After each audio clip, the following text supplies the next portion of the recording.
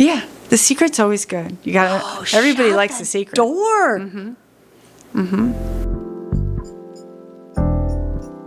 Hi, I'm Shannon. I help women navigate the world of business. I'm from New Jersey. I say water funny and coffee, according to my kids. Oh, that sounds beautiful. It sounds beautiful. I love it. Oh my God. Give me more of it, girl. I have been called bitchy and bossing. I'll take it. Yeah. I'm Rhonda. I own a retail store. 2 years in, and I still question my sanity. But ultimately, I love it. One of the biggest things I've learned is kind of navigating the world of business, and that's where Shannon and I come together to talk about. Figure it all out. Yep.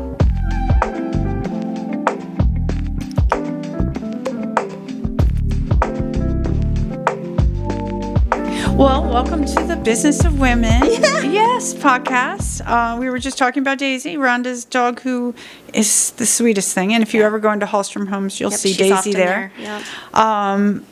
But in the last podcast, we were talking about leadership and management and the difference between the two. But you had asked me a question before we ended our last podcast that I think we're going to continue, and that is, and I'll let you Quick go. to hire, quick to fire. And that's just something I've heard from a lot of these business gurus on podcasts and all the internet.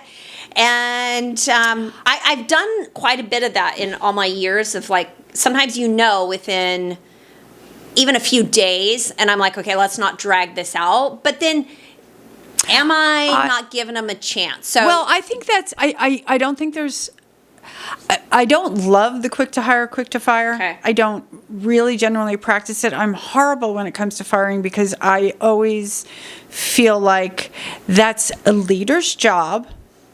Okay. Now, I'm going to say this, but I know there are people who just literally are not good. But it's a leader's job to understand what your employees need. Yes. And it's a leader's job to make sure the communication is there. Yes. The employees, everybody has their own drivers. Right. So my driver is obviously growing a business. Your driver is growing a business. My driver is not money. I don't think your driver is money either. I mean, obviously, we're in business to make money. Right. But then when we hire employees, and they could be anywhere from, 21 to 60, I think understanding our employees' drivers. Is it more time off? Is it making money? Is it part-time? Is it flexibility? Yeah. Understanding those drivers. Is it growth? Do they want to move up in the company? Right. Understanding those, and it will be different for every person. It is. I think is imperative to, as a leader, to then know how to position them. And then if they are having a difficult time, say Susie and Billy are both bitching amongst themselves, well, the chances are they want two different things. Yeah. And so it's our job as a leader to find out what they are. Right. Now, that being said, quick to hire, yes, because people are going to only present their best self, right? Yeah. So how you meet with them, obviously, if they are a customer-facing business like you have, and they're going to be at the front desk, that is a very, very, very. If you have a brick and mortar, and there is a receptionist or there is a checkout person, that person is the first person your clients see, customers see, and the last person your clients or customers see. Yeah. That, I think we tend to one-off it, like, oh, we'll just hire someone for the front. And I think that's one of the biggest mistakes small business owners make who have brick and mortars, because that person is going to set the tone for the entire experience. They absolutely do. And I think we should I think that person should, nothing against teenagers, some of them are great, but I don't think we should just be hiring willy-nilly to throw someone a face in the front. That's an interesting topic. So I have my daughter Josie, who's 16, and she's in the store today, which normally she's behind the scenes doing shipping and whatnot, but she does need some retail experience. And anyway, she covered the store for me this morning because Aaliyah was away. But there was a lot of concern from people outside of, or just like in my circle of people who were like, don't hire teenagers to be the face of your business because it doesn't come off well for the older people. And I get that, but like with Aaliyah, when I started, she was 20 years old because she just turned 22? And so she was young, and I did notice some of my customers, their perception of her, but then they'd get to know her, and then it was like she'd be out of the store because she took on the manager role for the most part, so she's not front facing anymore. On occasion, like this week, she is, and they're like, "Where's Aaliyah?" They really That's liked great. her. So she was good. So Yeah. so for a store like yours where you're selling retail goods, Right. I think customers they kind of expect it. I think You know so. what I mean? To a Yeah. certain extent. I think if they're trained well, if she's trained well and she knows, again, we'll go into the customer experience, understands the minute someone walks through that door. Every time you walk through, let's say you're walking into a new store, it's like walking into the lunchroom, when you're a teenager. Oh, gosh, right? yeah. And where am I going to sit? Where do I go? Do Yeah, I feel feel comfortable awkward. here? Oh, my. So I think we have to remember that. That's a good point. Remember walking in, you'd be like, you scan in. You do the scan. Is it who's here, who's not here? So I think having someone at the front who immediately eliminates that awkward feeling. Hey, how you doing? Again, don't bother me. Yes. Just be like, I'm here if you need me. If you have any questions. And if there's a sale rack, obviously show them the sale rack. Everybody likes that because now you're directing them. You're not Okay. just saying, if you need me, I have questions, because they still might not know where to go. Just so you know, there's a sale rack over there, and then we have women's clothes, whatever it is here. Right. You're giving them direction. People Okay. want direction. Even if that's not what they're looking for, you will see they will end up going in that direction. That's a good point. Okay. Maybe they won't, but now you're giving them a little tiny map of the store, and that relieves some of the anxiety if they have anxiety, because we don't know where they came from, what happened in their day. And then if it's someone who's been in your store, who knows your store, they're now expecting that interaction. They're yeah. expecting to be like, oh, hi, I'm here again. Do you remember me? People want to be remembered. They want Yeah, they to do. be appreciated, that they're taking the time. They want you to know. Well, you need to show your appreciation for the time that they're taking Yes. to come and to spend their hard-earned money at your store. Yeah. So whether they're new and then they leave with that, oh, that was really nice. But that experience needs to continue throughout. Again, the Quick to hire, quick to fire. I'm from the kind of camp where walk in, say hello to me, then don't fucking bother me. Oh, that's how I am. I think most people are like that, right? Yeah. But when I do come up and I have a question, yeah. or Then I want the attention. I Then I want the am. sole attention. Oh, yeah. No, I was at Nordstrom yesterday, and I was picking out bras. You girls all know how hard this is. I mean, how many times have I done this? And I could not get that girl to... I'm literally in a bra, throw my shirt back over top, run back out onto the sales floor, and try to find what I need, but I don't know where anything is, and I don't know what's best, and whatever, right? Anyways, so finally I see her again, and I'm just like, okay, I need you to come back here. I've got some questions. And so I'm asking about brands and this and that. I finally get her to engage. It was so well, creative. first of all, you're trying on bras, which she knew, right? She Yeah. let you in the room, right? Yeah. And she didn't hang out to help? Do you need something else? No, I think she might have had some other customers. So it's just like, it's like having a waitress in a restaurant where they have they're so busy, right? That you're like, well, forget that. I'm not getting the bread. Oh yeah, that happened to me yesterday too. Had to tag somebody else down and say, do you mind if we get the bread? They're known for the bread. It was amazing. But again, that goes back to training, because she can be very busy. Yeah. However, all she needed to do to say to you is, I am busy, but hold on, I promise I'll be back to Exactly. check in. That relieves the anxiety of, is she coming back? Is she not coming back? Yep. If she says, give me a few minutes, I'll come back and check on you.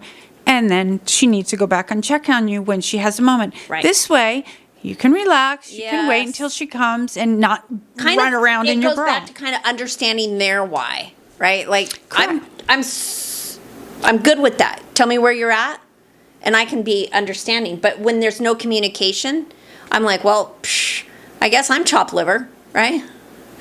Well, right. And so now you're talking about it. And that's the last thing that any business wants is someone talking about how they didn't get helped. And it's not confusing. And people are like, well, I don't know when to help. Yes, you do. You know when to help. Pay attention. You know? Well, okay, but okay, here's where I get really frustrated and I just give up as a retail owner, and because it takes extra energy. This is not like a behind the computer job, which I had for years. It does take extra energy. It does. Like But that's why I'm you're engaged. in business. That's your job. What did I sign up for? So I get them in the store, and it's like, how many rugs are we going to unroll? And it's this and that, and can you order that in for me? And we go through the whole spiel, and I'm at this for 30 minutes, 45 minutes, whatever. Maybe it's only 15. I don't mean to be complaining, but this is just where I'm at. That sometimes I'm like, Rhonda, you need an attitude adjustment because I'm exhausted. I have other customers coming in. I've got somebody luckily covering the till. Where's your manager? Probably in the store doing what she does. Okay. Right? So I know that's taken care of. Like the till, we got that. But then they leave and they don't buy anything. And I'm just going to say, like, you go through too many times of that, and I'm like, okay, I got to go see my therapist again because I think I'm getting crabby. But and we don't want our customers to feel that. But you say you go through too many times of that, but they don't buy anything. Yeah. And that's okay, because if they had a good experience and they felt cared for and they felt taken care of, when they are ready to buy, they're going to come to your store. I don't believe that. Well, you know, of course. You want to know why I don't believe that? I bet you can tell. I used to believe that, but now here's the reality. They will buy it online, and I see it all the freaking time. Hence why I make the skits now on custom. And I love you people, but yes, they will buy it online, right? So you're like, well, they're not buying it from me online. They're buying it from the company. Right. I'm like, okay, what am I job liver? Like, my self-worth is into this. But why are you taking that personally? Don't you buy things online? I do all the time. Yeah. So what are you talking about? I know, but how don't take it personally. Well, I know, but how am I supposed to stay in business if I'm spending 30 to 45 minutes with somebody and then they leave and I'm not making the sale? Like, I have a minimum I have to reach every stinking day. Right. I could be using that time to actually build my online or revamp my online store. Let me ask you this. The people who, first of all, does that happen often? Because most people, and this is human nature, and you're going to get the outliers. Yeah. Hands down. But human nature, most people, if they're going to take that amount of time from someone and they see that they are given care and they are given whatever, they may not buy what they came in for, but they'll usually buy something. Because people, women especially, have an enormous amount of guilt. And so sometimes they'll guilt buy things. I guilt buy things. I do, but you'd be amazed how many don't. You would be shocked. And yes, I've never owned a brick and mortar, so I had no idea what to expect. Well, but I know now. But what is the alternative? Not helping them? No, I mean, you still have to put it out there, right? I mean, it's you still have to help them because they will come back for other things. Maybe not for that huge ticket item. Huge ticket items are tough. People will go online. I'm talking even small ticket items. I mean, we'll be spending how long looking at books, right? Who orders? Do people order books online? Aren't they heavy? I would never buy a book. I always buy books. Well, luckily, people do like to buy books like in person, hence why the bookstore is doing really well. Yeah, but they're also the bookstore. Would the bookstore be doing as well if there were two cranky old people there? Because the people are delightful who are there. I always have a very good experience. Have you noticed their interaction with each other? Like, they're hysterical because sometimes she'll just be like Paul, like he just does it this way, and it's not maybe the way she wants it done, and yet it still works, and there's this bantering back and forth. And it works because it's authentic. Yeah, it's great. People love it. Yeah, I enjoy them. Yeah, and so that's why we go in that, and I could bring Daisy in, and Paul's all over that. But I think you are focusing on some negatives as opposed to all the positives. There are negatives in every business. There will be people who will come in and they will never buy from you, and they're going to just look. Yeah.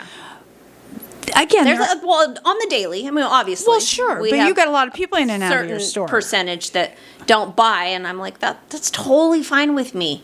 I mean, I knew that going into this, that this would just be a place that some people just want to browse and lose. I'm good with that, seriously. But yeah, and then it goes back down to working on yourself. Mm-hmm. Right? Because you're taking it personally. I'm taking it personally, and I can't. It's not personal. Yeah, but I can do that. I can look at my day. At the end of the day, I can look back and go, okay, Rhonda, you totally blew it right there. And now I want to beat myself up. Well, you are and a I'm human like, being. Don't beat myself up. Take a deep breath. Okay, so recognize that maybe I was stressed out. I didn't make my sales that day. Or that I expected, right? So I kind of look at those things, and then I go, okay, but overall, Rhonda, you're killing it. So shut up with this like, oh, they're sucking my time, right? No, you're doing the right thing. I mean, everything about business is the customer experience. Yeah. Literally, that's it. So, and so making decisions to make it easier for you or for your employees without thinking about, will this enhance the customer experience, is the wrong way to go about it. It should only be about the customer experience. Yeah. I mean, we go through Starbucks if the dog's in the car because she wants a pup cup. I'll buy something else. But we're getting the experience, and it's joyful, and they're like, oh, and they're giving it to her, and that's wonderful. Right. Yeah. Right. So I will buy something just so my dog can get a free pup cup. There's no logic behind that, if you think about it. But it's the experience that we're having. Okay. And I think that's everything. Yeah. I know it's everything. Yeah. So they have to feel good when they walk in, and when they leave, whether they buy something or not. So what happens going back to my quick to hire, quick to fire, when you feel like one of your employees doesn't have that like they might be great at a managerial role but put them in a different role. But how can you afford all that? Well, if you don't have the ability to put them in a different role, if they aren't bringing value somehow, obviously if they're not good with clients or they're not enhancing a customer experience, they should not be involved with customers because... Right. Put them behind the scenes behind the computer, whatever, which would have been great. But I mean, we're a startup, so we're not quite there yet. Right. But if they're also not good with the customers and clients, they probably don't enjoy it, which means they think they do. They think they enjoy it. But I think in all reality, sometimes we get stuck in these jobs, and that's all we've known. So we think we got to stay there. And it's like, honey. No, this is not your thing. It's not your thing. Just quit kidding yourself. So you're putting the energy, right, retain them if they bring value to your business. Oh, I got one. I'm like, you're not going anywhere. Right. I only got her 2 days a week, and I wish it was more. But right. That's okay. We're thankful for it. But if you're not finding value anywhere, you have to let them go. Yeah. And it's hard to do if you like them, if they're a nice person. Right. However, it's a business. Oh, yeah. Okay. No, for sure. And that's where I was like, if we're quick to hire and quick to fire, when we go, let's look at this logically. I think that person's not in a good spot personally within themselves. Because you keep seeing these like it's not working. It's not...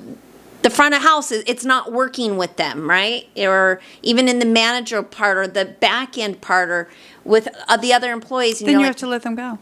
You do have to let them go. So I feel like it's like I don't want to do them a disservice or me keeping them on because it's like, you know what, honey, there's something else out there that's better for you. If you have had the conversations as a leader is required to do, you understand their drivers, you understand what they enjoy doing, what they don't enjoy doing, and have created an open communication where they're honest about it. But it's a little bit tough with some people.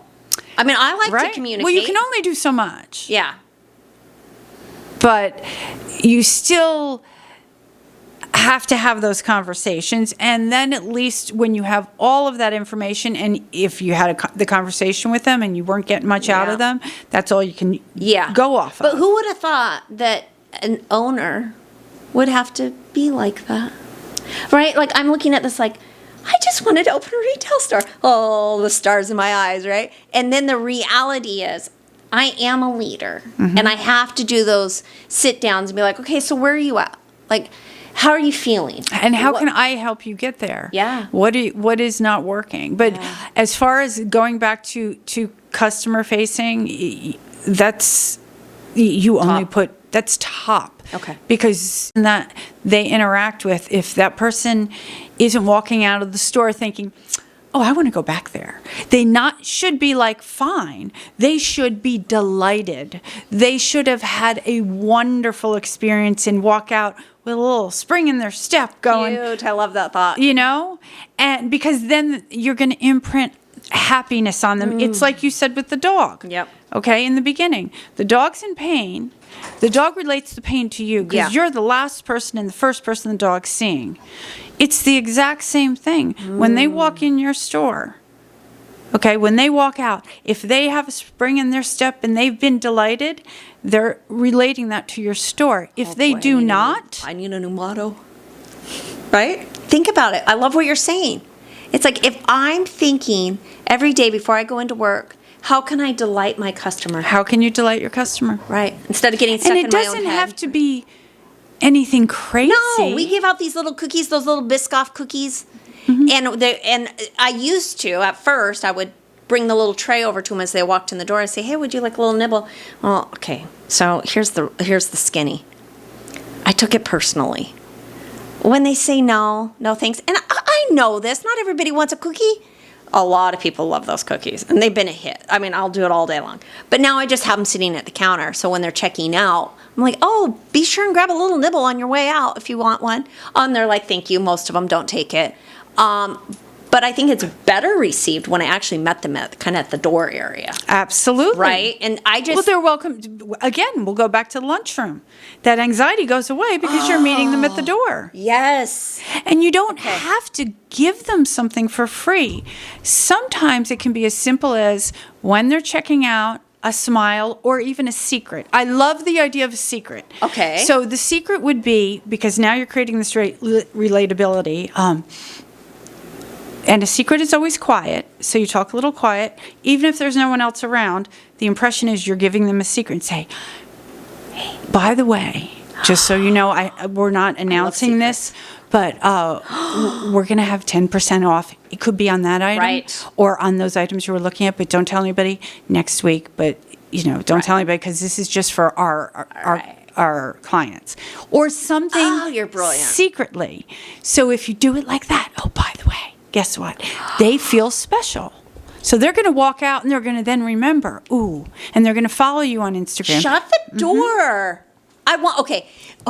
This is what I should do. I should create this little secret. Secret, and it's a little card, and I could just be like, because we know that 10% off isn't much. But if I create this little card that says on your next purchase, bring this back, and it has the code, so the girls at the checkout can enter the code for 10% off. I'll be like, hey, here's a little secret. Don't tell anybody. Yeah, and don't have anybody. those cards available. Those cards are hidden because you're not using them and giving them. So say, hold on one second. Hold on. You are so cool. I wanted to give you something. I love it. Because if somebody did that to me, even at 10% off, I'd probably forget the stinking card. I hate cards. But you would have the feeling. I would have the feeling. There we go.